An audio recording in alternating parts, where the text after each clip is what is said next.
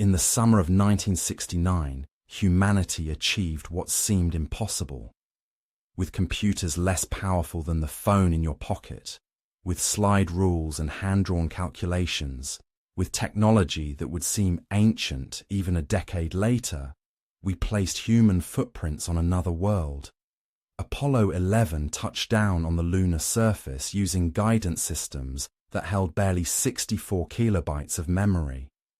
Your digital watch has more computing power. Your car's key fob could outthink the entire Apollo spacecraft.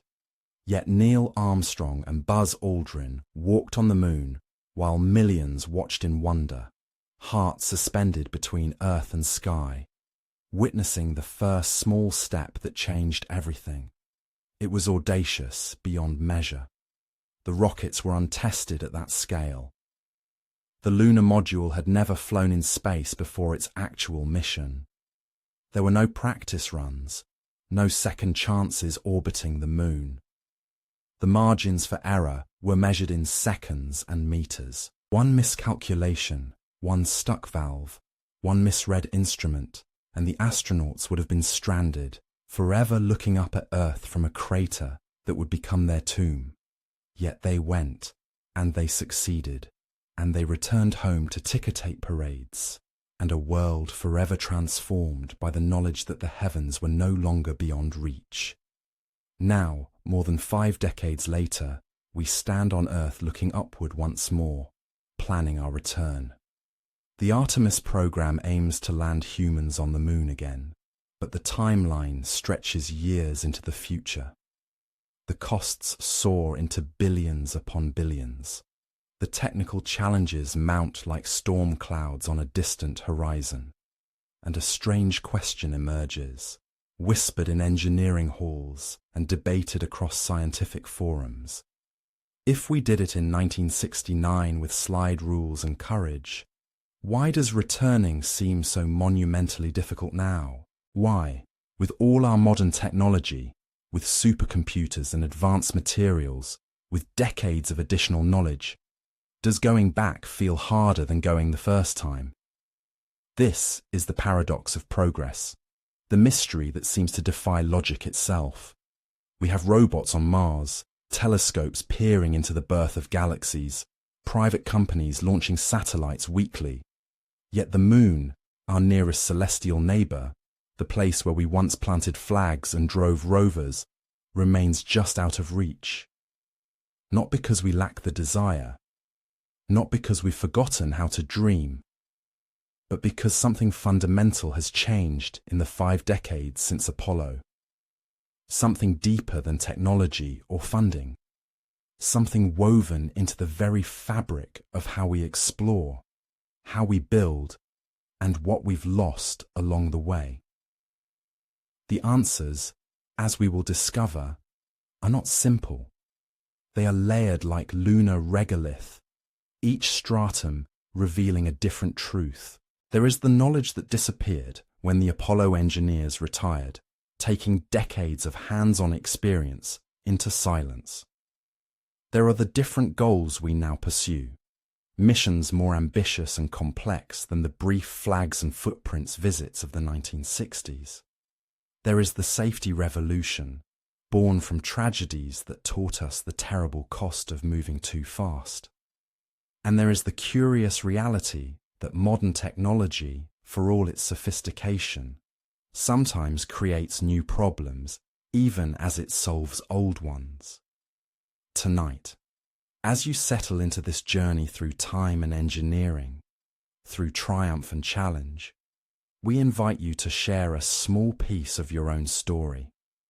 In the comments below, let us know where in the world you're watching from and what time it is in your corner of Earth. Are you drifting towards sleep beneath moonlight, watching dawn break over distant horizons? Each comment becomes a constellation, mapping our shared curiosity across the globe. The moon waits above, patient and unchanging, as it has waited for billions of years. Our journey to understand why returning is so difficult begins not with rockets or computers, but with memory. With the extraordinary circumstances that made Apollo possible and the unexpected obstacles that make Artemis so challenging, the answers will surprise you, humble you, and ultimately remind you why humanity keeps reaching upward, despite every difficulty, toward that pale light in the darkness.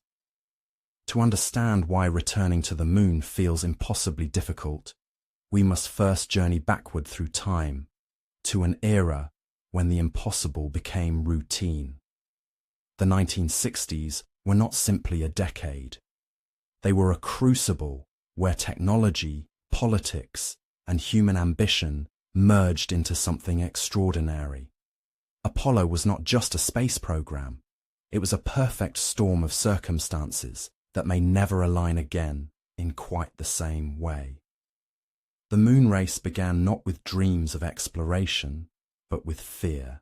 The Cold War had divided the world into two opposing powers, each wielding nuclear arsenals capable of ending civilization.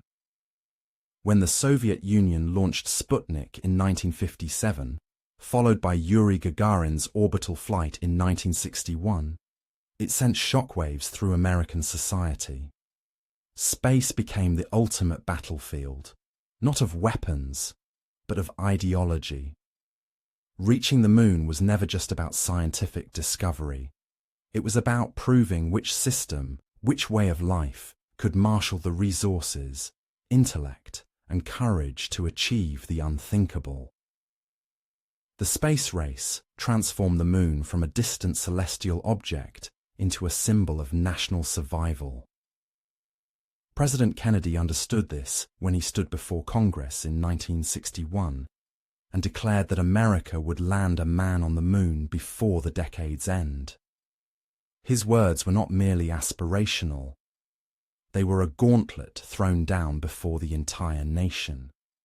What followed was an unprecedented mobilization of resources. At its peak in 1966, NASA received 4.4% of the entire federal budget, a figure so staggering it seems almost mythical by today's standards.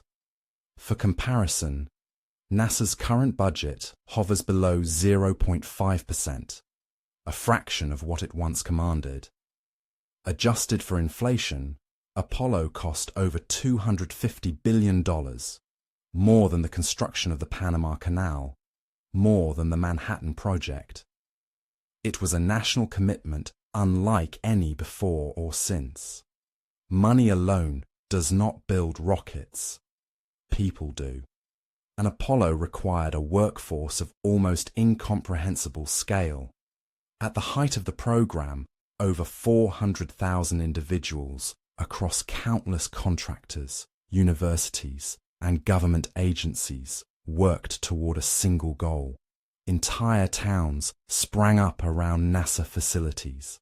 Factories retooled their production lines. Universities created new engineering departments overnight. The nation became a vast machine, each gear turning in service of the moon. This was not just employment. It was a shared purpose that unified a generation. But perhaps most remarkable was the political will that sustained the program. Apollo enjoyed something rare in any democracy: bipartisan support forged in the fires of geopolitical competition. Republicans and Democrats alike understood that failure was not an option.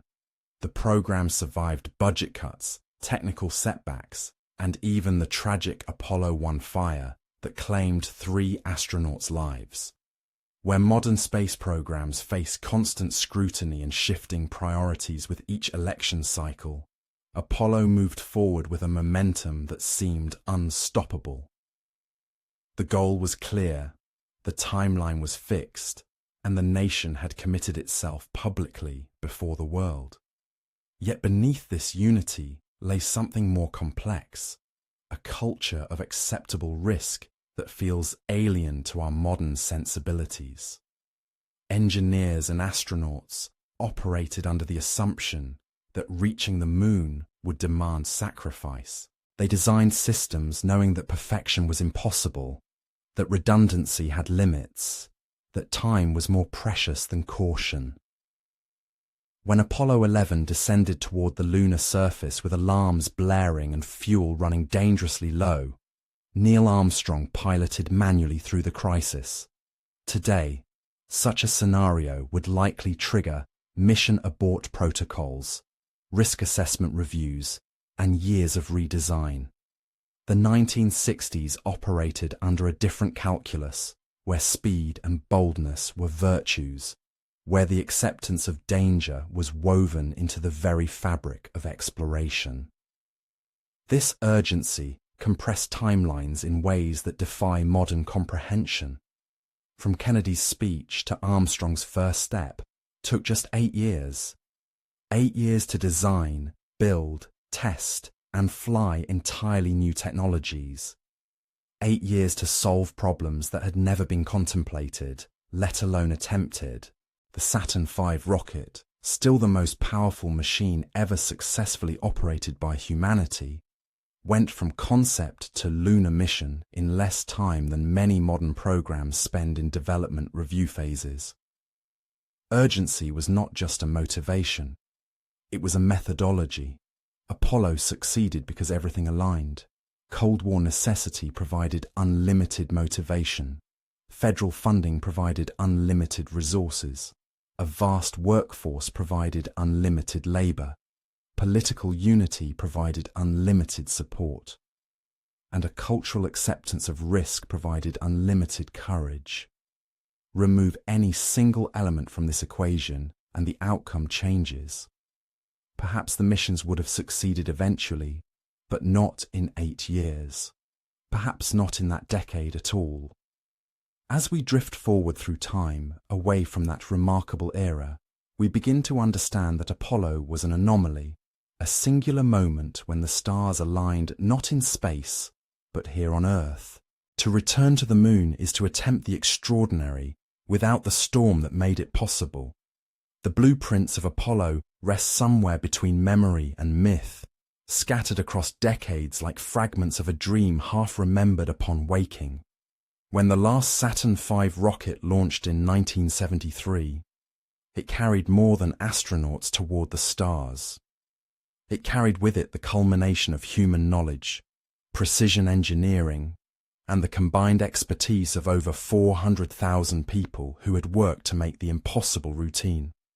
What no one realized at the time was that this knowledge, this hard-won understanding of how to reach the moon, would not be preserved in stone or metal, but would gradually fade like footprints in lunar dust, blown away by the solar wind of time itself. The engineers who designed the F-1 engines, the most powerful single-chamber rocket engines ever built, are now largely gone. Some retired, many passed away. With them went something irreplaceable, not just technical specifications, but the intuition that comes from years of hands-on problem solving. The understanding of why a particular weld had to be done at a specific angle, why a certain valve needed to be calibrated just so, why a metal component had to be heated to an exact temperature that defied the written manual. This was knowledge that lived in the minds and fingers of craftsmen, engineers and technicians. Knowledge that was never fully documented because, at the time, everyone simply knew how things worked. Institutional memory is a fragile thing. When the Apollo program ended, the infrastructure did not simply pause, it dissolved. Factories closed, suppliers moved on to other industries, teams dispersed across the country, taking with them decades of specialized experience. The assumption was simple. If we did it once, we could do it again. The blueprints existed. The designs were archived. Surely, returning to the moon would be a matter of dusting off old plans and following them like a recipe. But space exploration is not a recipe. It is an art form written in the language of physics, and some of that language has been lost to translation. Perhaps the most startling revelation is this. Many of the original Apollo blueprints and technical documents no longer exist in usable form. Some were lost, Some were deliberately destroyed when storage space became scarce and budgets were cut. Others survive only on microfilm or in formats that require obsolete equipment to read. Imagine trying to rebuild the Saturn V rocket today. You would discover that crucial manufacturing specifications exist only as faded photocopies, handwritten notes in the margins of dusty binders, or memories of engineers who are no longer alive to ask. The Saturn V was not a single design. It was thousands of interconnected systems, each with its own tolerances, materials, and assembly techniques. To recreate it perfectly would require not just the blueprints, but the context in which those blueprints were made. The F1 engine serves as a haunting example. When modern engineers attempted to study these engines to understand how they worked so efficiently, they found themselves reverse engineering technology built by their own country decades earlier.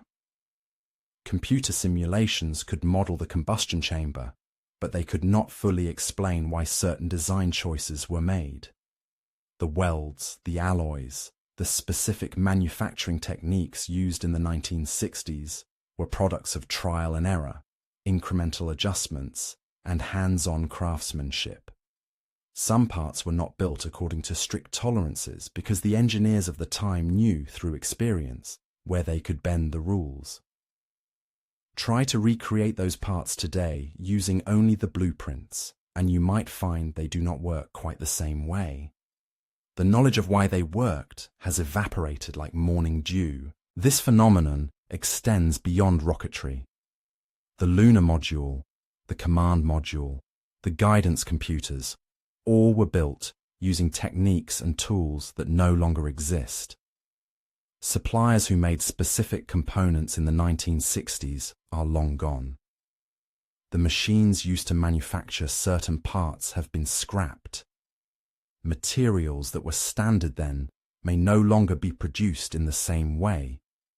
Even something as seemingly simple as a particular type of adhesive or sealant might have a modern equivalent that behaves just slightly differently under the extreme conditions of space. These small differences compound. What worked flawlessly in 1969 might fail catastrophically today if reconstructed without the unwritten context. There is a peculiar irony in this. We have more advanced technology now than we did during Apollo. Our computers are millions of times more powerful. Our materials science has advanced. Our understanding of physics is deeper, yet we cannot simply rebuild the Saturn V and fly it again. It is not a matter of capability, but of continuity. Knowledge, especially practical, hands-on knowledge, does not transfer seamlessly through documentation alone. It requires an unbroken chain of mentorship, practice, and shared understanding. When that chain breaks, even for a few decades, the cost of reconnecting it is immense. Some engineers who worked on Apollo have been called out of retirement to consult on modern lunar programs, their memories now serving as living archives. They describe techniques that were never written down, decisions made on the factory floor that solved problems before they could become disasters. They recall the culture of Apollo, where failure was analysed with obsessive attention, and success was built on a foundation of relentless testing. This culture, too, is a form of knowledge. It cannot be extracted from blueprints or flowcharts. It must be lived, practiced, and passed down through generations of engineers working side by side. The challenge is profound. When starting fresh, you can design with modern tools, modern materials, and modern safety standards from the ground up. But when trying to resurrect an old design, you must first understand it completely, including all the unwritten assumptions and undocumented choices that made it work. You must reverse engineer not just the hardware, but the thinking behind it. For many aspects of Apollo, this reverse engineering is harder than starting over. The past becomes a puzzle with missing pieces. and each missing piece represents years of research and testing to fill the gap. This is the lost knowledge problem. It is not merely a technical challenge. It is a reminder that progress is not always linear, that some knowledge, once lost, is extraordinarily difficult to recover. The Apollo generation held in their hands and minds a complete understanding of how to reach the moon using 1960s technology. That understanding has fractured, scattered across time like light through a prism. To go back to the moon now, we must either painstakingly reconstruct what was lost or build entirely new pathways using the tools and wisdom of our present age. In the silence of archived warehouses, old rocket components rest in stillness, relics of an era when humanity briefly touched another world. They are not just machines. They are monuments to knowledge that once flowed freely and now must be carefully, slowly, rediscovered. The journey back to the moon is, in many ways, a journey back through time, searching for what was left behind when we thought we would always remember how to reach the stars. Apollo and Artemis are separated by more than 5 decades. They are separated by philosophy itself. One was a sprint toward glory. The other is a marathon toward permanence. To understand why returning to the moon is more difficult now, we must first recognize that we are not attempting the same journey. Apollo was about reaching the moon. Artemis is about remaining there. In the Apollo era, the mission was breathtakingly simple in its ambition. Travel to the moon, plant a flag, collect rocks, and return home alive. Duration on the lunar surface was measured in hours, occasionally days. The longest stay, Apollo 17, lasted just over 3 days. The astronauts lived in their spacesuits or in the cramped lunar module, a vessel designed not for comfort, but for survival. Everything was disposable, single use, built for a moment in history rather than a future in space. It was a sprint mission, executed with the precision of a military operation and the daring of explorers who knew they might not return. Success was defined by survival and achievement, not by sustainability. Artemis carries a different burden. It is not enough to visit the moon. We must learn to stay there. The goal is no longer symbolic, but practical. Establish a sustainable human presence, build infrastructure, create systems that can support crews for weeks or months at a time. This shift from visiting to inhabiting transforms every aspect of the mission. Life support systems must operate reliably for extended periods. Habitats must protect astronauts from radiation, from the moon's temperature extremes that swing from searing heat to freezing cold in the absence of atmosphere. Resource utilization becomes essential. We cannot carry everything we need from Earth. We must learn to extract water from lunar ice, generate oxygen, perhaps even produce fuel on the surface itself. This is not a matter of courage or capability. It is a matter of complexity. Where Apollo required ingenuity for days, Artemis requires reliability for months. Where Apollo could afford to be temporary, Artemis must be enduring. The difference becomes even more profound when we consider the landing sites. Apollo's missions targeted the lunar equator, regions of flat, relatively forgiving terrain bathed in consistent sunlight. The Sea of Tranquility, the Ocean of Storms, the Hadley Rill.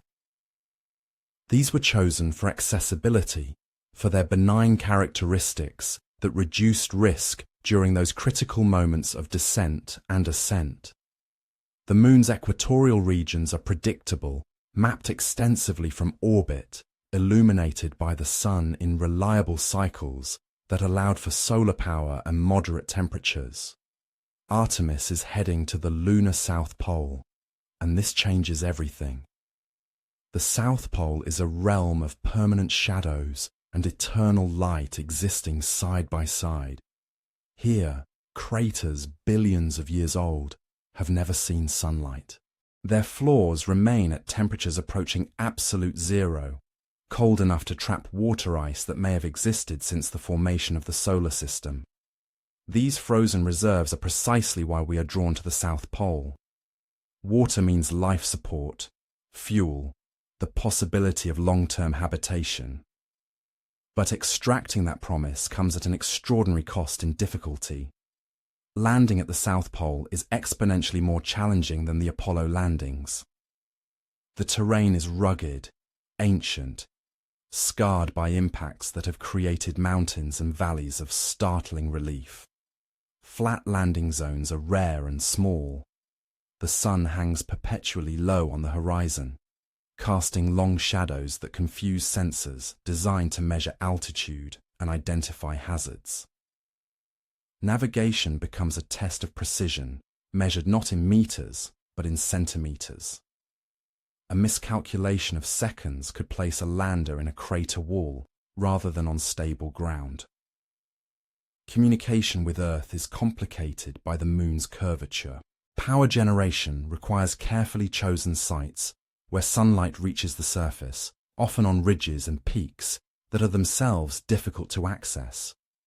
The Apollo missions could afford simplicity because the environment was forgiving. Artemis demands sophistication because the environment is not. Every system must be more capable, more resilient, designed for extremes that Apollo never encountered. The difference between landing at the equator and landing at the pole is the difference between walking on a beach and climbing a mountain. Both are on the same world, but they are not the same journey. Then, there are the new requirements that define Artemis as fundamentally different. Apollo crews stayed for hours or days.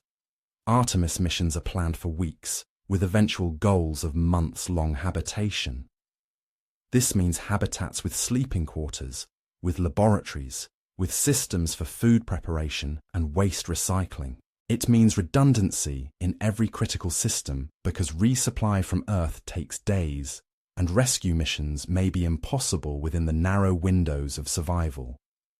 Life support must not only function, but function flawlessly over extended timelines where a single failure could cascade into catastrophe. Crew diversity is no longer an aspiration, but a design requirement. Artemis will land the first woman and the first person of color on the Moon. This is not merely symbolic. It reflects a broader truth. Space exploration is no longer the domain of a select few. Spacesuits must fit a wider range of body types. Training must accommodate diverse physical and cognitive strengths. The missions themselves must reflect the reality that humanity is not uniform, and neither are the people who will represent us beyond Earth.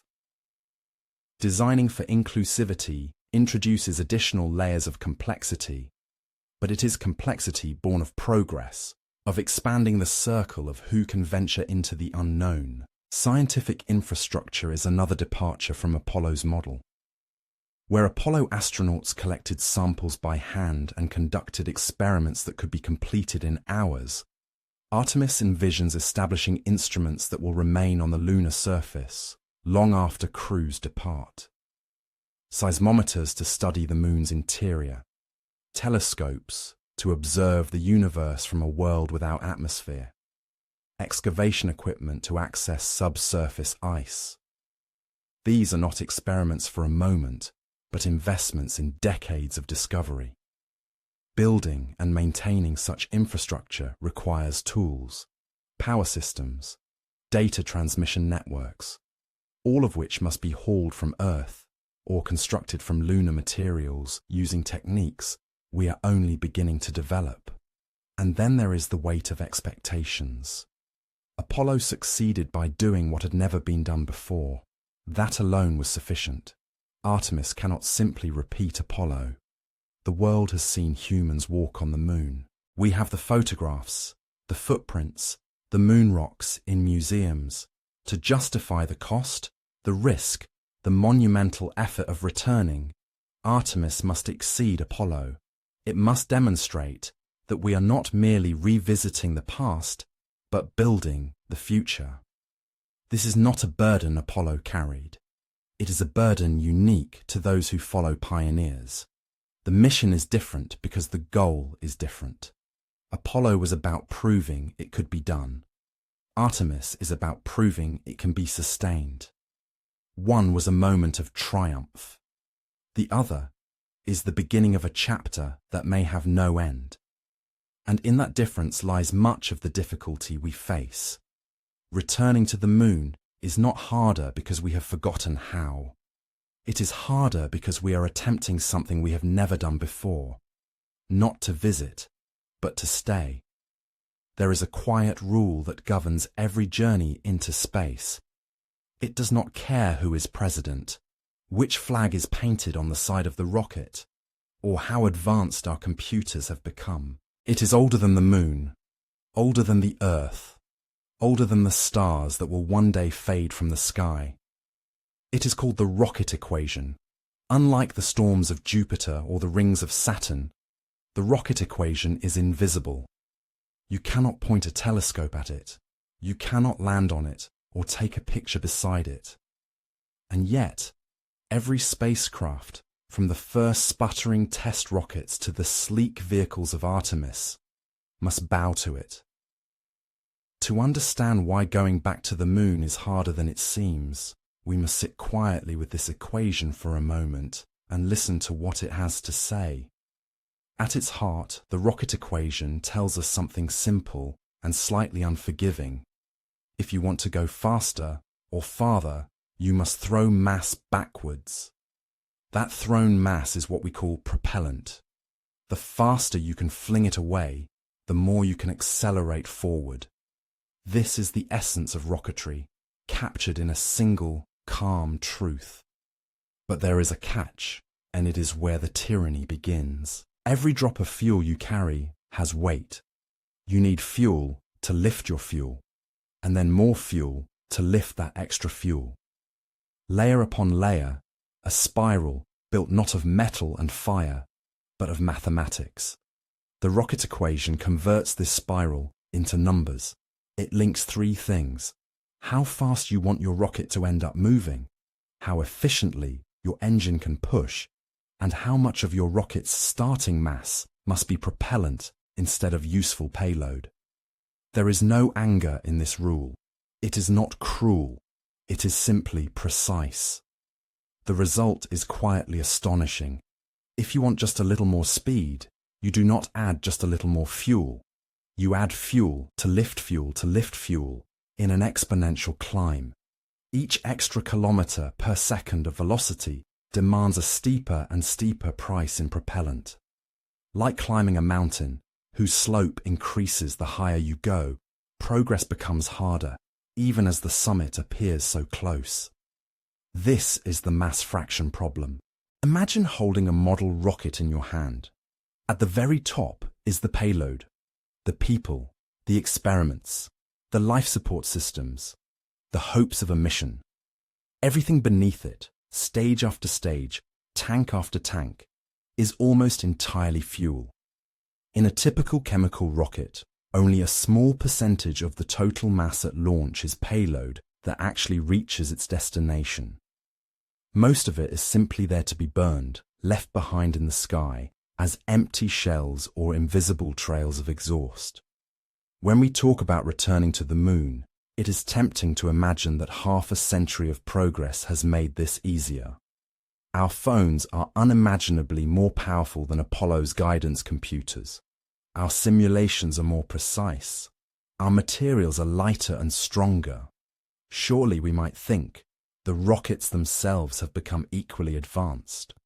But the rocket equation does not care about microchips or touchscreens. It does not care how smooth the interface is, how crisp the displays are, how intelligent the software has become. It cares only about mass, velocity, and exhaust speed. And in those terms, the story is surprisingly still. The rockets that launch today are, in their deepest physics, not so different from the Saturn V. They burn chemical fuels, liquid hydrogen and oxygen, kerosene and oxygen, methane and oxygen. The fiery plumes look more refined, the engines may be more reusable, the designs more optimized, but the efficiency of chemical propulsion, the speed at which gas can be pushed out the back, is bound by chemistry itself. The same molecules that roared beneath Apollo still roar beneath Artemis. Hydrogen and oxygen release only so much energy when they combine. No computer can make them release more. We are pressing against a ceiling set not by technology, but by nature. So when we decide not just to touch the moon again, but to stay longer, to land heavier equipment, to bring more supplies, habitats, rovers, and experiments, the rocket equation responds with quiet insistence. To lift more, you must burn dramatically more. The relationship is not gentle. If you wish to double your payload, you may find you need far more than double the fuel. Each new kilogram of life support or shielding or scientific instruments drags behind it an invisible tail of propellant mass, reaching all the way back to the launch pad. A few tons on the lunar surface translate into hundreds of tons at liftoff. This is why Apollo's moment was so extraordinary. The Saturn V was not just a large rocket, it was an expression of how far chemical propulsion can be pushed. Nearly all of its mass at launch was propellant. The astronauts, their tiny capsule, and the fragile lunar module were like a small seed carried by a towering tree of fuel. Today, we aim to plant a forest on the moon where Apollo planted a single tree. Habitats, power systems, repeat missions, redundancy, and safety. Each of these noble goals adds mass, and the rocket equation quietly increases the bill. In science fiction, this constraint often fades into the background. Ships glide from planet to planet as if distance were merely an inconvenience of time, not of energy. Engines ignite, and vessels leap to warp, to hyperspace, to subspace, freed from the burden of carrying their own reaction mass. Fuel is presented as a plot device, not a defining limitation. But in reality, there is no warp drive waiting in the wings. Not yet. We still ride columns of burning gas, climbing out of Earth's gravity well, with the same fundamental method we used in the 1960s. Stage by stage, shedding mass to gain speed, trading steel and fuel for altitude and freedom. We have experimented with new ideas. Ion engines that whisper their thrust over months instead of minutes. Nuclear concepts that promise higher exhaust speeds. Solar sails that borrow momentum from sunlight itself. These are real and beautiful and full of promise. But they are not yet the workhorses that lift humans from the ground. For crewed missions to the moon, we are still anchored to chemical fire. And so we find ourselves in a strange paradox. We are more capable than ever, yet still bound by the same unforgiving curve. We can plan safer trajectories, optimize staging, use the moon's environment more cleverly, even mine its resources one day to avoid lifting everything from Earth. But the basic trade-offs remain. To move mass through space with rockets is to negotiate with the rocket equation, line by line. In this sense, progress is not a straight road, but a careful dance around a fixed point. We cannot rewrite the rule, only learn to live with it more gracefully. When we ask, why is going back to the moon tougher than going the first time? Part of the answer lies here, in this silent mathematics. Apollo flew light and fast, with short stays and narrow safety margins. Artemis must fly heavier, safer, more sustainable. The rocket equation does not applaud our ambition, it simply recalculates. Yet there is a quiet comfort in this unyielding law. In a universe of change, the same equation that guided Tsiolkovsky's dreams, that weighed on the engineers of Apollo, now shapes the designs of Artemis. It is a thread of continuity, linking generations of explorers across time. Physics does not care about our progress, but we do.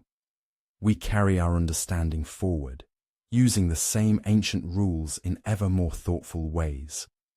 We may not yet escape the tyranny of the rocket equation, but by knowing it, by respecting it, we turn constraint into craft and limits into the edges of a new horizon. In the Apollo era, danger was not a background condition, it was the air everyone breathed. The rockets were experimental, the computers primitive, and the path to the moon was being drawn in real time. Yet within this atmosphere of risk, there was also a remarkable acceptance. Many of the hazards we now obsessively calculate were then only vaguely understood, or not understood at all. Apollo astronauts climbed atop Saturn V rockets, knowing they might not come home, and they did so with a calm that feels almost alien to us now. What we call courage today was, in part, a reflection of how little we truly knew. As we look back from the Artemis age, the contrast is sharp. We live in a world that has catalogued almost every failure, every near miss, every unexpected anomaly in decades of human spaceflight.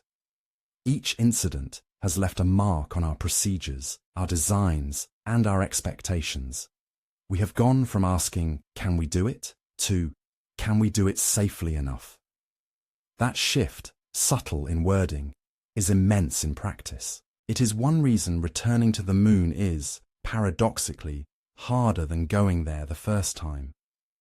Consider radiation, the invisible storm that fills space with high-energy particles. During Apollo, engineers knew that cosmic rays and solar flares could harm astronauts, but the models were rough, the long-term health effects only partially guessed.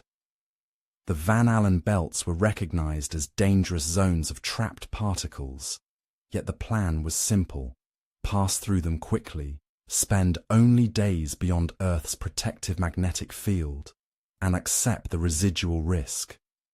The universe, perhaps surprisingly, cooperated. With hindsight, we see how fortunate those missions were. The timing of Apollo flights threaded through relatively calm periods of solar weather. No major solar particle event, those violent eruptions that can bathe space in intense radiation, erupted in direct line with a crewed mission on the way to or from the moon. Had a large event struck during a trans-lunar coast, the thin aluminum walls of the command module would have offered scant refuge. The difference between historic triumph and potential tragedy was, in part, a roll of the cosmic dice. Today, we know far more. We track the sun's moods with a fleet of satellites. We map radiation environments with exquisite detail. We understand that cumulative exposure damages DNA, increases cancer risk, and affects the heart and brain in subtle ways that only become visible over years and decades. Modern mission planners do not simply ask, can the crew survive this?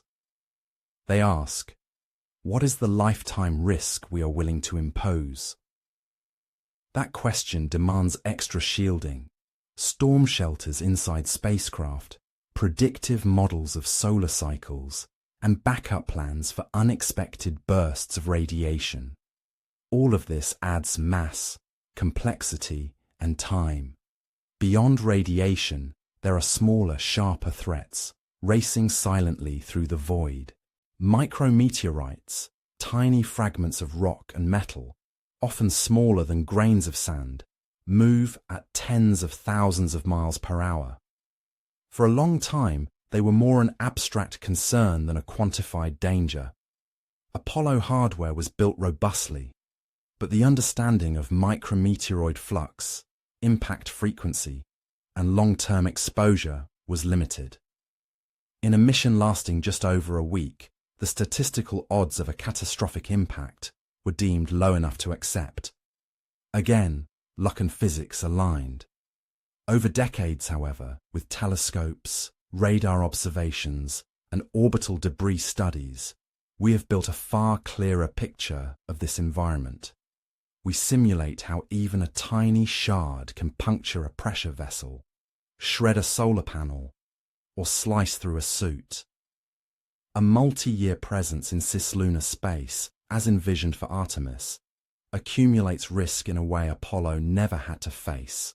The solution is not one simple shield, but layered protection, Whipple bumpers, redundant pressure shells, careful orientation of spacecraft, contingency procedures for slow leaks. Each layer is another design constraint, another test, another requirement to verify. Then there is the moon itself, which turned out to be far more hostile in subtle ways than photographs suggest. Early artists imagined astronauts leaving crisp boot prints in soft, powdery ground, and they did. But nobody fully anticipated the behavior of that powder. Lunar regolith is not like earthly sand. It is glassy and jagged, ground for billions of years by impacts in a vacuum, with no wind or water to smooth it. Under boots, it clings. It creeps into seals, connectors, joints, and radiators. Apollo astronauts returned with dust embedded in the fabric of their suits, dust in the cabin air, dust that smelled faintly of spent gunpowder when exposed to oxygen. At first, this was an annoyance. Later, as samples were studied and suit wear was examined, it became a warning. Abrasive dust can erode visors, scratch bearings, and compromise airlocks. In extended stays, it can irritate lungs and eyes, and possibly cause long-term health effects we still do not entirely understand. Apollo missions were brief enough that these issues never reached crisis levels. Artemis, aiming for weeks on the surface, repeated landings, and eventually bases that operate for months or years, cannot treat lunar dust as a mere inconvenience. It must be contained, mitigated, engineered around, with new materials, de-dusting systems, and stricter operations. Each solution adds design cycles, testing campaigns, and new failure modes to consider. All of this unfolds against a backdrop of a transformed safety culture. In the 1960s, the urgency of the moon race created what some have called a calculated recklessness. Risk was discussed, but it was also normalized. The loss of a crew, while deeply feared, was not considered an impossible price in the contest of superpowers. Over time, two tragedies rewrote that calculus. Challenger in 1986 and Columbia in 2003 were not just accidents, they were revelations. They exposed weaknesses not only in hardware, but in communication, decision-making, and assumptions about acceptable danger. The investigations that followed reached deep into NASA's organizational soul. They uncovered patterns of schedule pressure, suppressed concerns, and the quiet acceptance of normalization of deviance. The slow erosion of safety margins when small problems do not immediately lead to catastrophe. The response was profound. Checklists multiplied. Review boards gained teeth. Engineers were encouraged, obliged, to speak up, to document, to challenge. Where Apollo might have flown with a single primary system backed by crew ingenuity, modern programs often require multiple redundant pathways. Not one computer, but several. Not one communication link, but many. Not one way home, but options upon options. Redundancy is a shield against the unknown, but every shield has weight. Every backup requires its own verification, its own interfaces, its own potential for failure. This is the paradox of the safety revolution. The more we learn about what can go wrong, the more carefully we must move to ensure that it does not.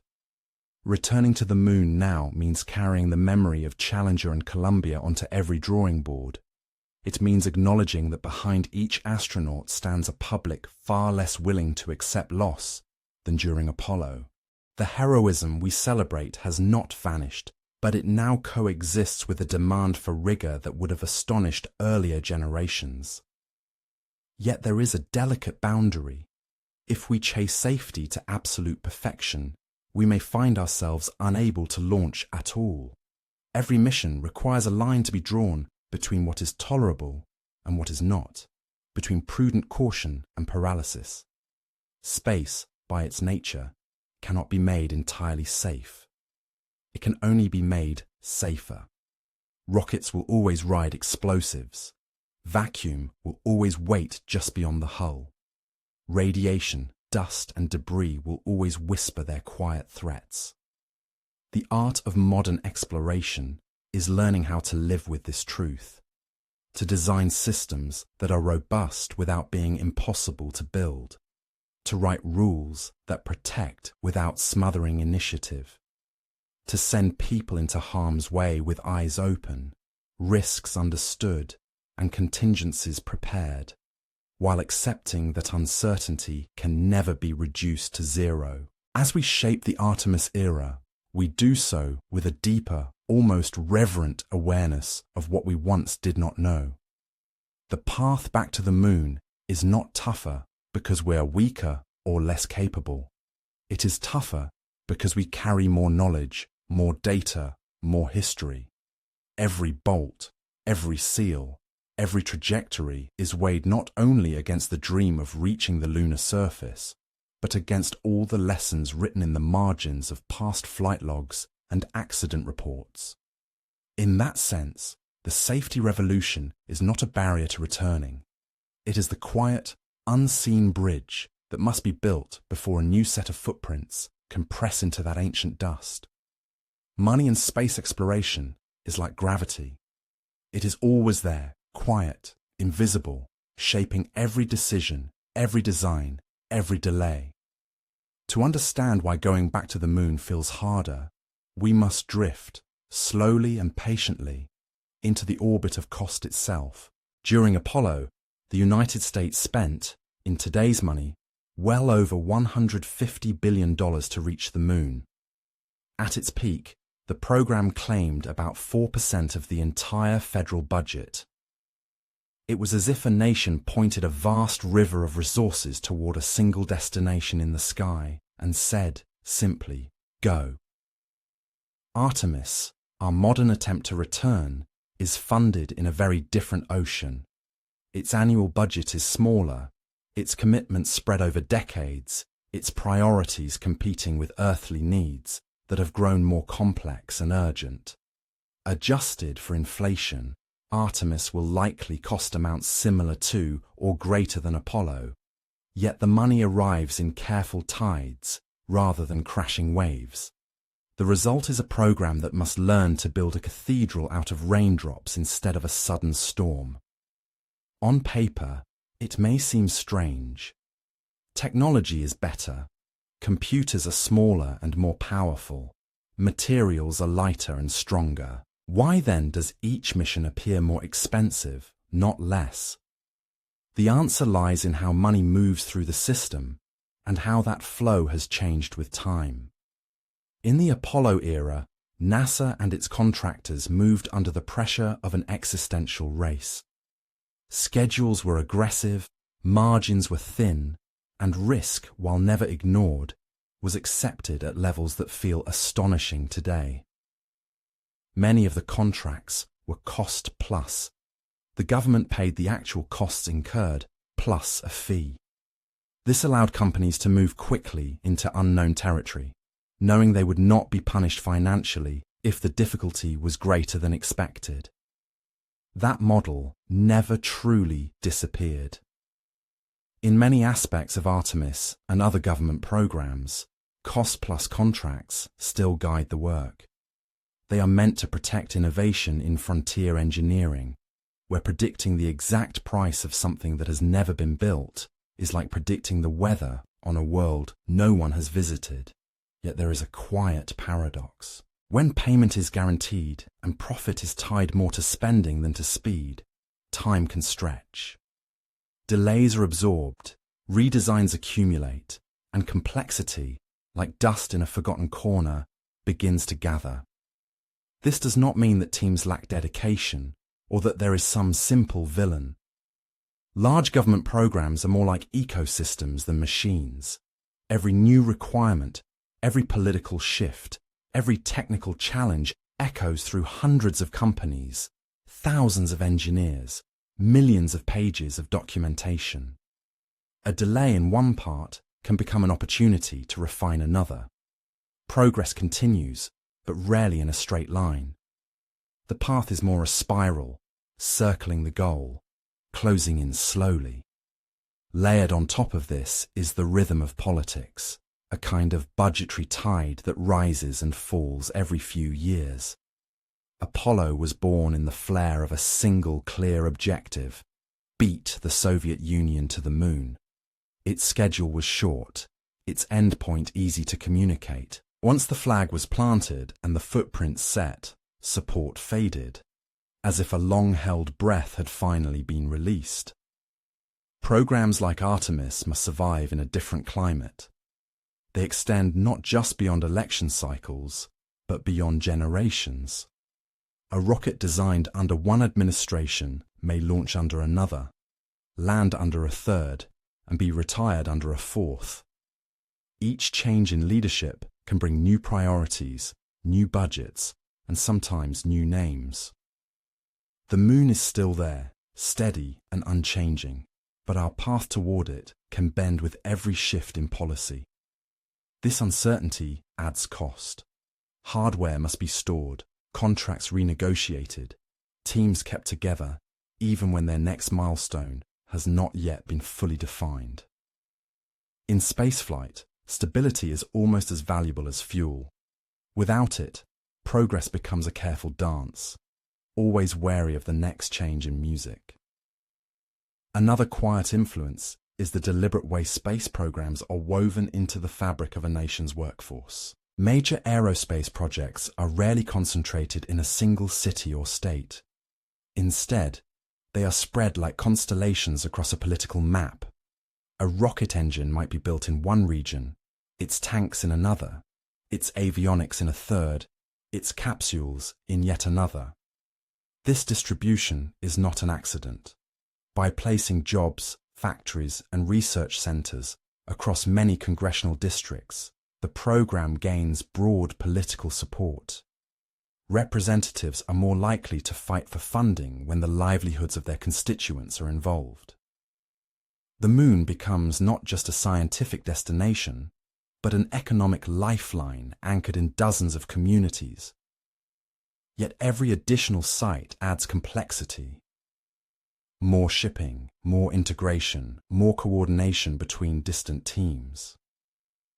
A bolt made in one factory must fit seamlessly into a structure assembled in another.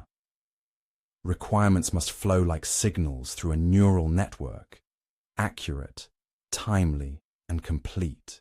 This tapestry of labor and politics strengthens support, but also slows the weave and thickens the cost.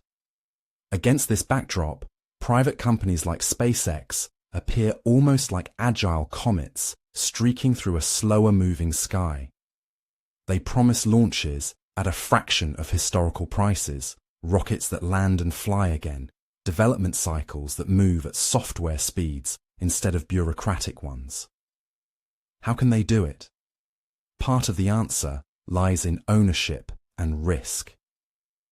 A company like SpaceX does not just build rockets for a single customer. It builds a product it can use across many missions. Government, commercial, even its own planned satellite constellations. Costs are shared across a broad base, and lessons from one launch can be applied to the next with minimal delay. Decisions can be made within the company, without the long chains of approval that govern public projects. They also accept a different balance of risk, at least in early development. Test vehicles may explode. Prototypes may fail spectacularly. Each failure is treated as data, a step toward improvement. In a government program, where every misstep becomes a headline, and every loss is weighed against the memory of past tragedies, that tolerance is more constrained. Redundancy and caution are built in from the beginning, and both carry a price. Yet even the private path is not simple. Many commercial ventures rely on public contracts. Government money seeds the ground on which private innovation grows. Safety standards, export controls, and oversight still apply. When a private spacecraft carries public astronauts, the regulatory gravity of government returns. The line between cheaper and safer, faster and more deliberate, must be tread with careful steps. Beneath all of this lies a final layer of cost, almost invisible, but immense, the modern requirements we now accept as essential. Environmental reviews analyze not just the launch, but the impact of fuels, sound, and debris on surrounding ecosystems. Safety certifications trace failure modes through intricate chains of possibility, searching for every way a component could crack. A sensor could misread. A human could make a mistake. Documentation grows like a second spacecraft made of paper and code, mirroring every system in words, diagrams, and digital models. Apollo flew in an era with fewer of these constraints. Not because engineers cared less, but because the rules themselves were still being written. Each accident, each near miss, each narrowly averted catastrophe from those early years has become a lesson embedded in today's checklists. We now know the cost of overlooking tiny details, of compressing schedules beyond what structures and people can bear. Our caution is not free, but it is purchased with the memory of lives and machines lost in fire and silence. So when we ask why it costs so much to return to the moon, we are really asking why our relationship with risk, politics, industry, and responsibility has changed. We seek not just to arrive, but to arrive sustainably, repeatedly, and safely, with partners from around the world and companies both old and new. The money maze is not a trap designed to keep us earthbound. It is more like a labyrinth carved by history, where every turn reflects a choice we have made about what we value: speed or safety, flexibility or oversight, competition or stability. As we navigate it, slowly, carefully, a new truth emerges. Going back is harder, not because the moon has moved farther away, but because we now see all the invisible lines that connect a single footprint in lunar dust to factories, communities, laws, ethics, and lives on Earth. To walk there again, we must trace those lines with patience, funding not only rockets and spacesuits, but the complex, human systems that make them possible. In this way, the cost of returning to the moon is not just a number in a budget. It is a reflection of who we have become and how carefully we wish to carry our ambitions into the dark. We often imagine progress as a straight line.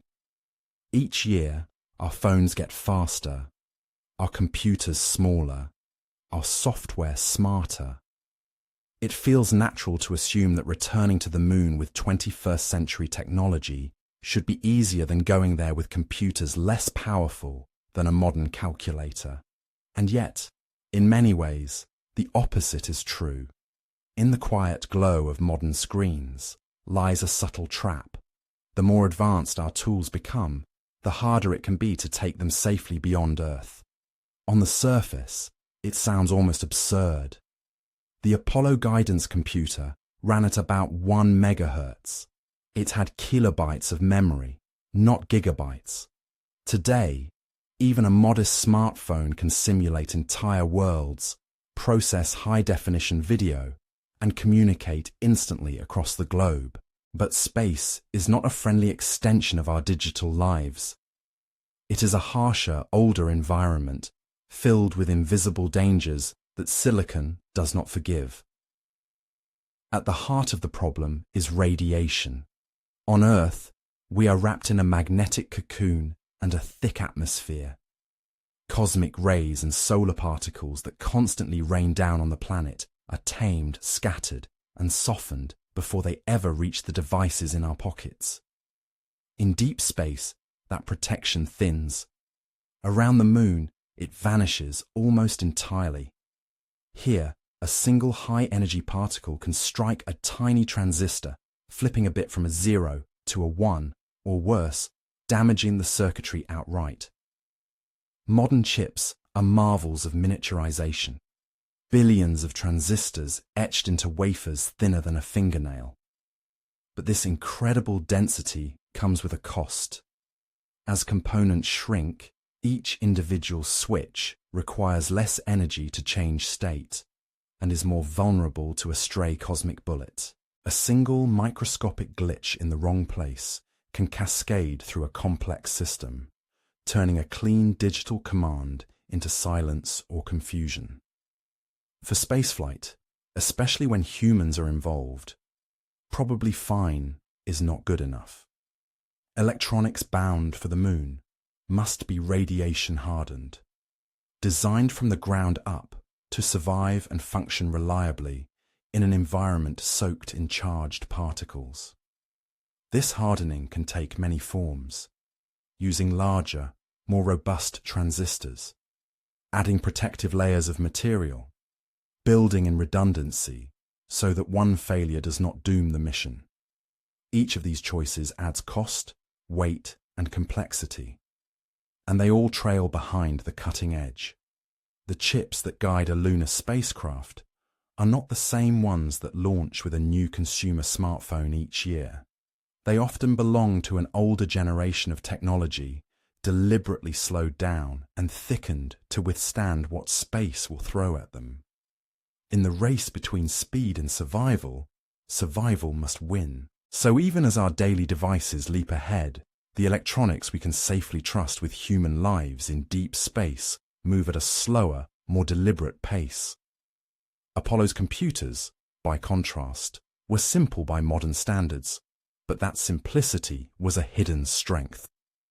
Fewer components meant fewer things to go wrong.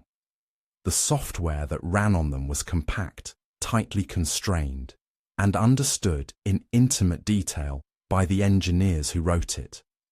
Today, the software on board a spacecraft can stretch into millions of lines of code layered with operating systems, middleware, fault detection routines, data handling, navigation, and interfaces to countless subsystems.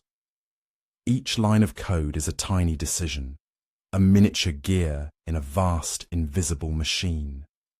With enough gears, the ways they can interact grow almost beyond comprehension. One small oversight in an error-handling routine, one unexpected combination of states, can lie hidden for years, only to reveal itself at the least forgiving moment, far from Earth, with no possibility of a hardware reset as simple as pressing a button.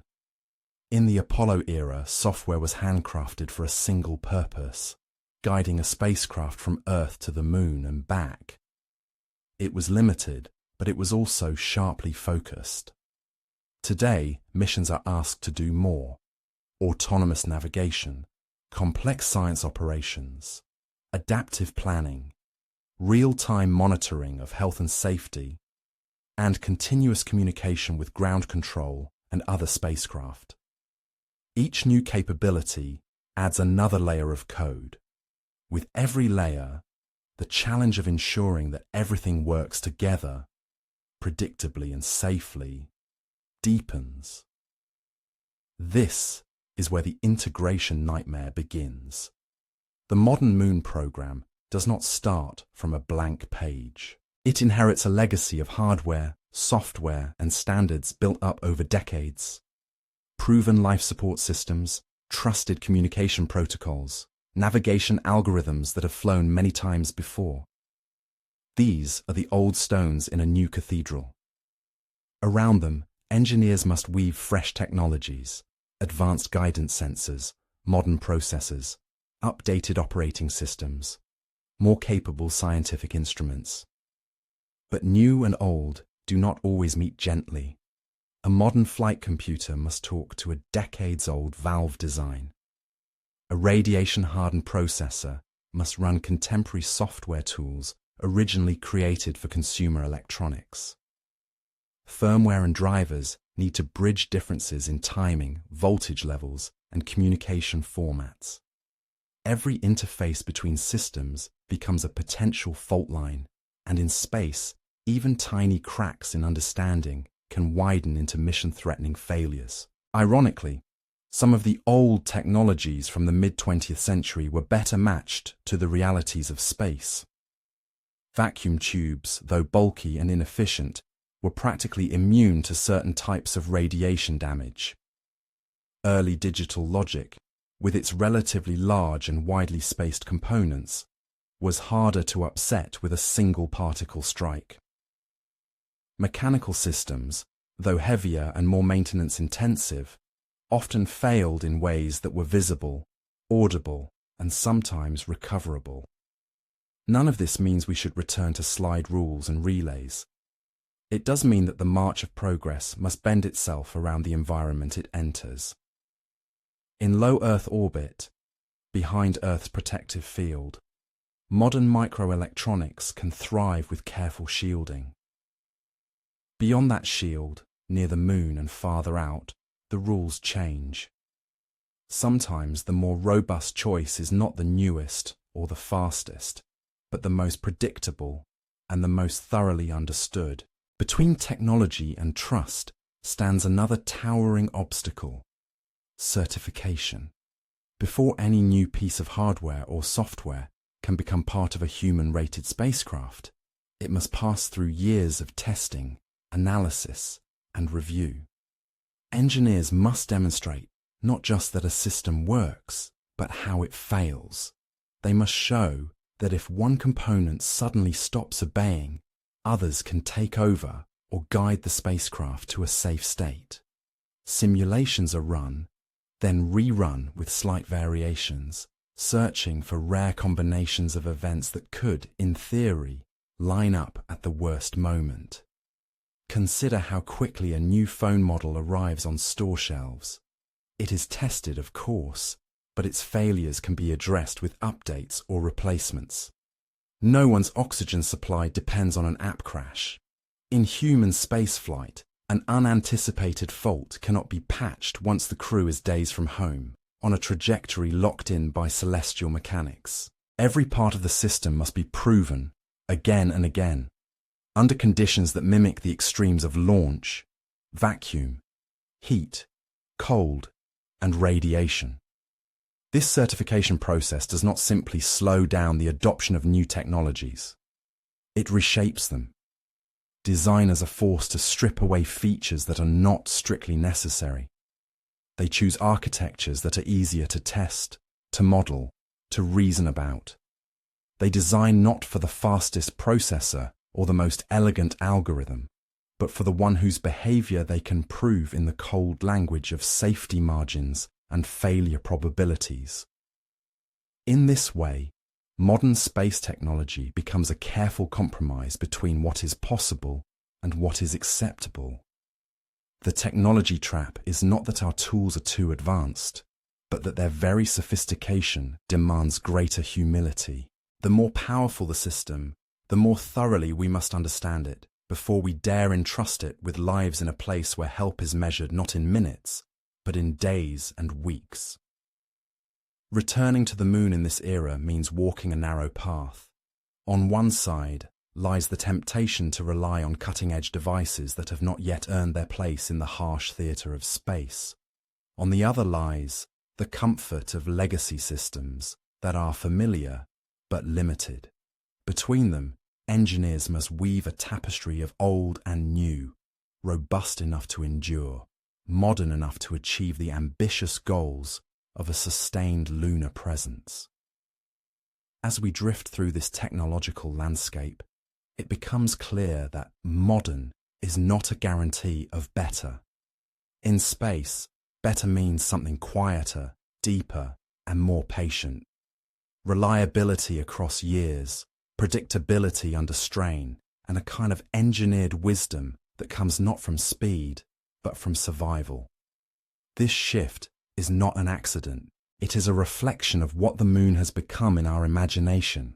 During Apollo, the goal was to arrive, survive, and return. Now, the goal is to understand, to stay longer, to build the foundations of a permanent presence. That requires more than bravery and piloting skill. It requires a kind of quiet versatility, an ability to become a field geologist one moment, a systems engineer the next, and a counselor and teammate in the long hours when the work is done and only the silence remains. In some ways, Apollo astronauts were learning to operate machines we already knew how to fly. Rockets, capsules, landers, all designed around the instincts of a pilot. Artemis astronauts train for missions that do not fully exist yet, aboard systems still evolving, guided by procedures that will be rewritten many times before launch. They practice assembling habitats that are still on drawing boards, running experiments not yet defined, adapting to tools that will change between simulator and reality. Training for missions that are still being imagined is like rehearsing for a play whose script is only half written. Astronauts learn fundamentals: how to move and work in reduced gravity, how to troubleshoot complex systems, how to think when the checklist no longer fits the situation. They run simulations not only for known failures, but for open-ended surprises. A sensor that behaves strangely, a power system that flickers without warning, a dust storm that coats every surface in clingy, abrasive regolith. The goal is not to memorize responses, but to cultivate a mindset that stays calm when reality refuses to follow the plan. This emphasis on the unknown is not theoretical. On the moon, a small mistake can echo for hours, days, or longer. Artemis missions are planned to last not just a few fleeting days, but weeks. Longer stays mean more time exposed to isolation, to confinement, to a view where Earth shrinks from a blue marble to a small, fragile star suspended in blackness. Apollo crews felt the intensity of being far from home, but their missions moved quickly. Every hour was packed, every checklist dense. Before the solitude could settle in fully, it was time to come home. Now, the rhythm will be different. There will be moments of intense activity, spacewalks in the harsh glare of unfiltered sunlight, long traverses across the lunar surface, hours of careful science at instruments sunk into the regolith. But there will also be pauses. Evenings on the moon, nights in a cabin where the dust has settled and the experiments are running quietly in the background. Time to think about how far away home truly is. Psychological training becomes as important as physical preparation. Astronauts learn to recognize their own stress signals, to communicate early and honestly with teammates, to manage fatigue and frustration in an environment where there is no door to step outside, no walk to clear the mind, no true darkness or sunrise not controlled by orbital geometry. They rehearse conflict resolution, not because they plan to argue, but because small tensions can grow in the pressure of a sealed habitat. They work with psychologists to understand group dynamics, to build emotional resilience, and to carry with them small rituals of normal life. A favorite book, a melody remembered, a journal, to anchor their minds amid the alien landscape. Unlike the Apollo era, this human story is now shared across borders. The new moon is not an arena reserved for one flag or one language. Artemis is designed from the start as an international endeavor. Astronauts train with partners from Europe, Japan, Canada, and beyond. They learn to coordinate not just among individuals, but among space agencies with different cultures, priorities, and engineering traditions. This cooperation adds complexity, but it also adds strength. Procedures must be written in ways that transcend language, symbols, and assumptions. communication protocols become more rigorous, more standardized, so that a phrase uttered in a moment of tension will be understood the same way in Houston, Tsukuba, Cologne, and Montreal. Astronauts practice joint simulations where ground controllers come from different countries, each bringing their own habits and expectations. Over time, a shared culture emerges, one not tied to a single nation, but to the quiet discipline of spaceflight itself. Another new element complicates the training landscape: commercial spacecraft. In the Apollo days, NASA owned the vehicles, designed the seats, and wrote every page of the manual. Today, many astronauts train on multiple spacecraft types: government-built capsules, privately developed crew vehicles, and soon commercial landers designed by companies rather than space agencies. Each has its own layout, its own screens, its own failure modes, its own emergency procedures. This means that an astronaut might spend one morning practicing docking a government capsule to a space station and an afternoon rehearsing emergency abort modes on a commercial lander. Their mental library must hold multiple checklists, multiple user interfaces, and multiple philosophies of design. Some vehicles rely heavily on automated systems, while others give more direct control to the crew. Astronauts must be able to slide between these worlds effortlessly, trusting automation in one context and taking manual control in another, while always understanding the underlying physics that unify them all. Maintaining this breadth of readiness is challenging even in a stable program. But lunar plans have rarely been stable. Delays accumulate as hardware matures, budgets fluctuate, and requirements shift. For astronauts, this means that training is not a straight line from classroom to cockpit to launch. It is a winding path, interrupted and extended by the realities of engineering and politics. Skills, like muscles, decay if not used. A complex docking procedure learned to perfection in a simulator can blur at the edges if months pass without practice. Emergency responses must be immediate and instinctive, not tentative and half-remembered. To keep sharp, astronauts routinely cycle back through simulations, refresher courses, and physical conditioning.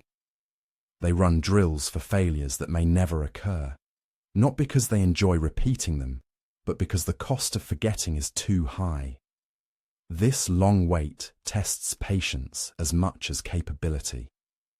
To be selected as an astronaut is to accept uncertainty, years of training with no guarantee of flight, expertise built on systems that might change before they ever leave Earth. And yet, within this uncertainty lies a quiet determination. Each simulator run, each neutral buoyancy dive, each long session inside a mock-up habitat is an investment not only for one mission, but for all missions that follow. In this sense, the human factor mirrors the broader journey back to the moon. We are not simply recreating the past. We are building something new, with people prepared to live and work in a frontier that will not always obey our schedules or our expectations. The training of this new era is not about producing heroes for a single moment in history. It is about cultivating caretakers of science, of technology, of each other, who can inhabit the moon not as visitors passing through, but as the first residents of a new chapter in human experience. As rockets grow taller and spacecraft more capable, the true measure of progress may not be in thrust or payload, but in the quiet confidence of the people strapped into the seats. Their minds, shaped by years of preparation for the known and the unknowable, will carry us across the darkness once more, not just to touch the moon, but to understand how to stay. As we look up at the moon, it seems timeless. Its phases repeat, its face remains familiar, its presence unchanging across generations. But down here, On the surface of Earth, the reasons we reach for that pale world have shifted like tectonic plates beneath history. The moon has become not just a destination, but a mirror, reflecting the ambitions, fears, and hopes of nations in motion. During Apollo, the geopolitical story was stark, almost monochrome. Two superpowers, locked in a Cold War, racing not just for scientific discovery, but for a symbol. Planting a flag on the moon was proof, not only that you could get there, but that your system, your technology, your vision of the future could reach higher. Space was the new high ground, and the moon was the ultimate summit. Today the picture is more complex. The rivalry has not vanished, it has multiplied. China has quietly, steadily, begun to write its own lunar chapter. Its Chang'e program has landed on the near side, the far side, and returned samples from the lunar surface. Plans stretch further, building robotic research stations at the South Pole, sending taikonauts to the surface, laying the groundwork for a long-term presence. To some in the United States, this is a challenge. To others, it is a wake-up call. The moon is no longer a memory of past glory. It is future territory for science, technology, and influence.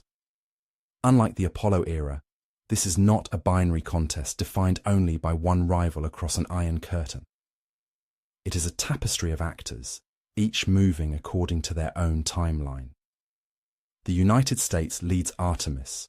China and Russia propose an international lunar research station. Europe, Japan, Canada, India, and others develop their own missions and instruments. Private companies now design landers and habitats that once could only be imagined by national space agencies. In the Cold War, the space race was a sprint measured in firsts. First satellite, first human, first moon landing. Today's race is more like a marathon winding across many decades. The goal is not simply to arrive, take a photograph, and return. It is to stay, to build, to use the moon as a platform for science, for technology, and perhaps one day for extracting resources like water ice that might fuel deeper journeys. This change in purpose reshapes the nature of competition itself.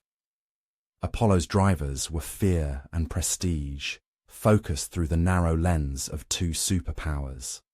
Modern space rivalry is broader, less theatrical, and more intertwined with economics and long-term strategy. Space is no longer just a symbolic battlefield. It is slowly becoming an extension of infrastructure and industry. In this new landscape, cooperation and competition do not cancel each other out. They overlap. The Artemis program, for instance, is not a purely American undertaking. It is woven together from contributions by many nations. Europe builds service modules. Canada provides robotic arms. Japan and others collaborate on habitats and logistics. Each partner brings expertise, funding, and political support. But each also brings its own timelines, priorities, and constraints back on Earth. Coordinating such a coalition is like choreographing a delicate orbital ballet. Budgets shift with elections. Policy goals evolve with new leaders.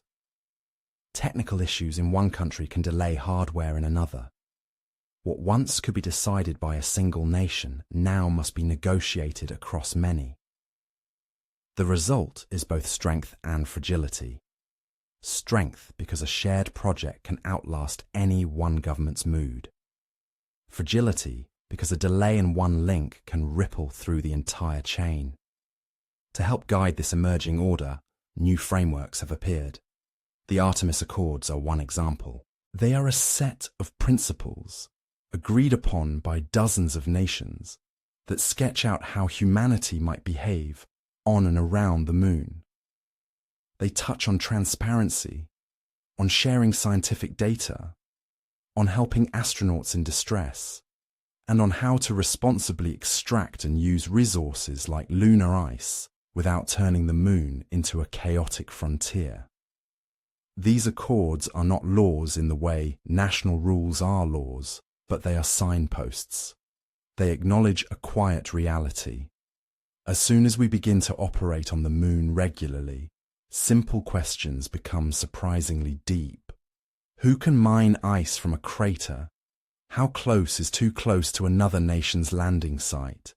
How do we protect historical footprints and flags as heritage, while still allowing new construction nearby?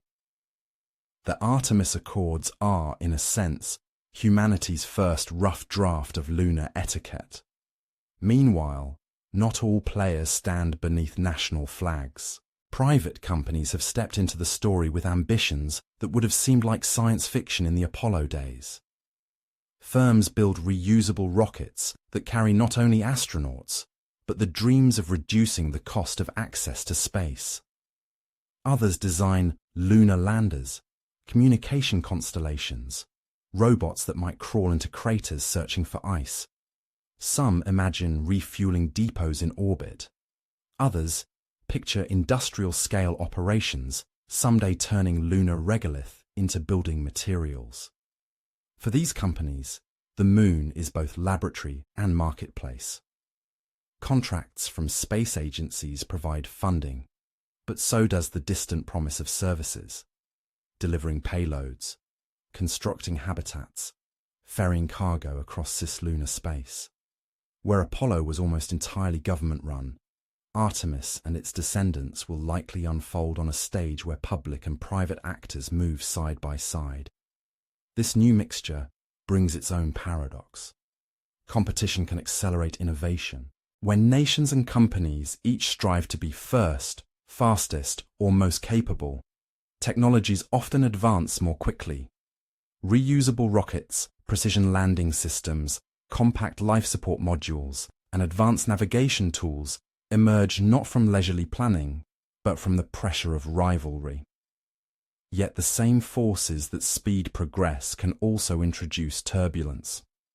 Overlapping missions could strain limited launch capacity. Clashing visions of how to handle lunar resources could create political friction. A rush to claim symbolic leadership might tempt shortcuts in safety or sustainability. The Moon is distant, but the consequences of missteps there will echo back on Earth. So, does this amount to a new space race? In some ways, yes. There is renewed urgency, renewed attention, renewed symbolic weight attached to being the first at certain milestones. First to establish a base at the South Pole, first to demonstrate large-scale resource use, first to send crews regularly. Headlines still love the language of races and rivalries. Flags will still matter. But in deeper ways, this era is something different. Instead of a single dramatic dash, it is a gradual unfolding. Instead of one rival, there are many actors. Instead of a single geopolitical script, there are overlapping narratives. National pride, scientific curiosity, economic opportunity, and the quiet, steady desire to secure a foothold beyond Earth. What makes returning to the Moon harder this time is not only the engineering. It is the choreography of humanity itself. Aligning rockets and trajectories is complex. Aligning interests, policies, and philosophies across nations and companies may be even more so. The Moon has become a shared destination with no single author, no single plot. And yet, there is a hopeful side to this complexity. When more nations and organizations participate, more minds and more cultures are invited into the story. Different scientific questions are asked. Different technologies are tried. Redundancy grows. If one mission fails, another may still succeed. Where the first space race was about proving that we could go, this emerging era may be about proving that we can go together, even amid competition. The Moon waits patiently through all of this. It does not favor any country, company, or treaty. Its craters do not know politics. Its ice does not recognize borders. It simply exists, as it has for billions of years, turning slowly through the sky, watching one civilization after another look up and wonder. As we prepare to return, we carry not only rockets and instruments, but rivalries and alliances, dreams of profit and dreams of discovery. The challenge will be to shape these forces so that they push us forward without tearing us apart. To let competition sharpen our tools, but not dull our sense of shared humanity. In that balance lies the true test of this new space age, not just whether we reach the moon again, but what kind of species arrives there, and what story we choose to write on its silent, ancient dust. One of the most transformative forces on the horizon is a rocket that for now still feels more like a thought experiment than a routine vehicle. Starship. Where Saturn V was a giant that burned brightly and vanished into history with each launch, Starship is designed to be a workhorse that returns, refuels, and flies again. Fully reusable, built from stainless steel, it represents a different philosophy of spaceflight. Not a handcrafted monument, but a system meant to fly so often that launch becomes less an event and more a service. If it succeeds, Starship and other new heavy-lift rockets will not simply lower the cost of reaching space. They will change the geometry of lunar missions. Instead of shaving every kilogram with surgical precision, engineers could think in terms of tons. Instead of one lander, perhaps fleets. Instead of scraping by with minimal supplies, we could send habitats, rovers, and experiments in numbers that were unimaginable in the Apollo era. In a sense, rockets like Starship are to the moon what the locomotive was to the frontier. Not just a vehicle, but an infrastructure, turning distant outposts into reachable destinations. Yet even the most powerful rocket is only half the story. The other half waits in the shadows of lunar craters, where sunlight never reaches. There, locked in ancient cold, lies something that could make the moon not just a destination, but a place to stay. Water ice. For Apollo, the moon was a place you brought everything to. Oxygen, fuel, food, air. Every gram launched from Earth. The new vision is different. It imagines a moon where we live off the land. This idea has a name: in situ resource utilization. ISRU turns ice into air, propellant, and drinking water. It turns regolith, the dusty lunar soil, into building material, radiation shielding, even the raw ingredients for metals and glass. In the language of explorers, it is the difference between carrying all your supplies on your back and learning to drink from the rivers you find. A single ton of lunar water can become both oxygen to breathe and hydrogen to burn as rocket fuel. A depot of such propellant on the moon or in lunar orbit could refuel landers, extend missions, and make round trips far more routine. The idea that one day a spacecraft might land near a polar crater, deploy robotic miners and processing plants, and slowly convert a frozen landscape into a living base is both audacious and deeply practical. It is less about conquering the moon and more about learning to coexist with it, using what is already there. Like the gravity assist around Jupiter, ISRU is a form of partnership with nature, discovering the hidden efficiencies the universe is willing to offer if we understand its rules. Orbit 2 is part of that new partnership. Apollo missions performed a graceful arc from Earth orbit to lunar orbit and back, like stones skipping across a pond. The Artemis era introduces a new stopping point, the Gateway. This planned small station in a near rectilinear halo orbit around the moon is not meant to be a lunar version of the International Space Station, crowded with crew at all times. Instead, it is an outpost, a way station in a high, stable orbit that hovers over the moon's poles. From Gateway, spacecraft can descend to the surface with less fuel, rendezvous more flexibly, and assemble hardware in stages instead of in a single launch. It becomes a logistics hub, a laboratory, a safe harbor in the harsh space between Earth and Moon. In a way, Gateway is like a lighthouse placed in cislunar space. It doesn't replace the shore or the ships, but it makes the passage between them more navigable, more predictable, and ultimately, more sustainable. Driving these new ideas is not only the work of national space agencies, but an ecosystem that barely existed during Apollo. Private companies now design landers, build lunar rovers, develop communications networks, and compete to provide services that once only governments attempted. This commercial involvement changes timelines in subtle ways. It introduces delays, failures, and learning curves. But it also introduces agility. Where a single government program might move carefully and slowly, companies can iterate, test, explode, rebuild, and try again. They can take calculated risks that are harder to justify with taxpayer-funded flagship missions. Each test flight, even the dramatic failures, is a piece of data feeding into a faster cycle of improvement. Over time, these efforts may reduce the cost and increase the frequency of lunar launches, creating a steady drumbeat of missions instead of rare bursts of activity separated by decades. Layered on top of this commercial ferment is something else that distinguishes Artemis from Apollo: the sheer number of flags involved. The return to the Moon is no longer framed as a race where there is room for one winner. Dozens of countries participate through the Artemis Accords, offering instruments, modules, landers, and scientific expertise. European partners work on service modules, Japan on cargo and technology, Canada on advanced robotics, other nations on experiments and infrastructure.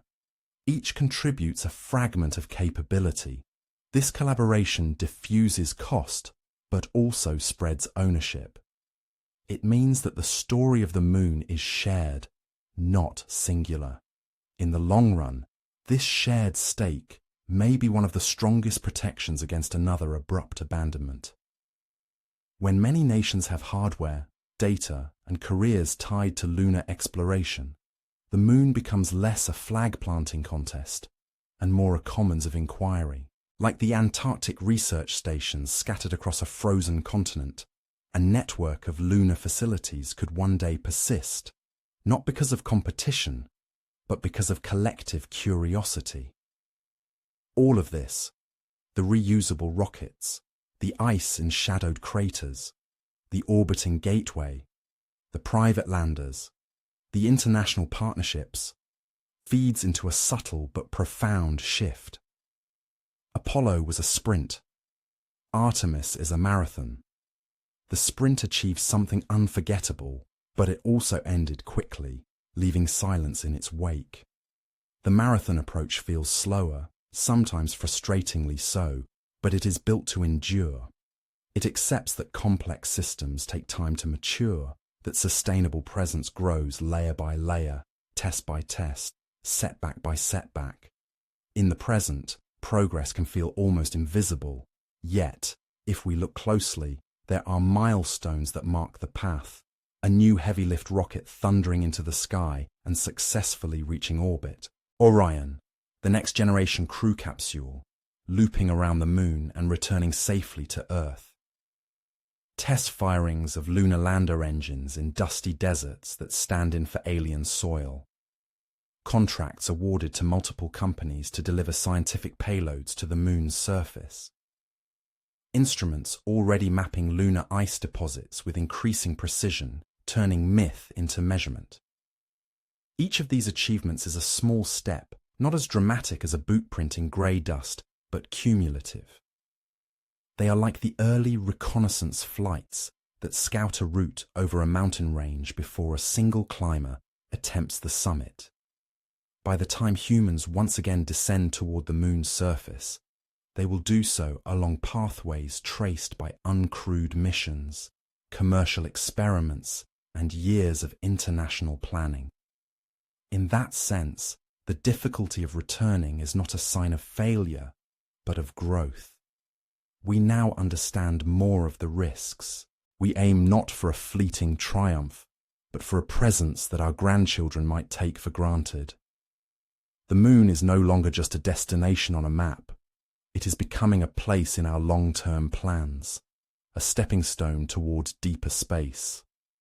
The path forward is not straight, and it is not quick, but it is marked by something enduring, a quiet, persistent determination to learn from the past and do more than repeat it. We are not trying to recreate Apollo's moment. We are trying to build what Apollo never had the chance to become, a bridge stretching from our world to another, strong enough for many crossings over many lifetimes. As we look back toward the moon, it no longer feels like a finish line we crossed long ago, but a horizon that keeps moving as we approach. The first era of lunar exploration was a proof of possibility. This new era is a test of intention. We are not returning to repeat a moment in history. We are returning to expand it. There is something quietly persistent in our species, a restlessness that does not fade even after we have planted flags and taken photographs. We build telescopes to see farther, accelerators to probe deeper, and spacecraft to leave the gravity well that cradled us for billions of years. The moon is our nearest neighbour, but also our first real step away from home. Each mission, each orbit, each footprint presses a little harder on the question, how far are we willing to go? It can feel paradoxical that going back to the moon is tougher than going the first time, but this difficulty is not a sign of regression. It is a sign that our goals have changed. Apollo was a sprint, short stays, limited science, no long-term infrastructure. Artemis and the missions that may follow are a marathon. Reusable systems, sustained presence, preparations for Mars and beyond. We are no longer simply trying to arrive. We are trying to stay, to learn, to build. In that sense, the moon has transformed from a destination into a laboratory. Its surface becomes a classroom for future explorers who may never see Earth's blue oceans with their own eyes.